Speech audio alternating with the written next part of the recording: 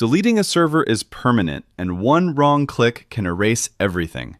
CloudRaptor allows you to completely remove a server and all its data directly from the Settings tab. To access this option, go to the server's dashboard, select your server, open the Settings tab, and scroll to the Danger Zone. When you click Terminate Server and confirm, the entire server is permanently deleted.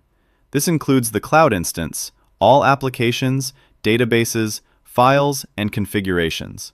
The server is also removed from your CloudRaptor account. Before terminating a server, make sure you've taken all necessary precautions. Back up any important data. Ensure no production applications are running. Update your DNS records if needed. And inform your team if the server is shared.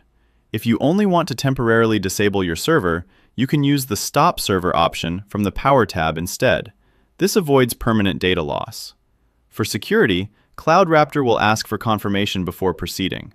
Once confirmed, the server status changes and the instance is destroyed at the provider level.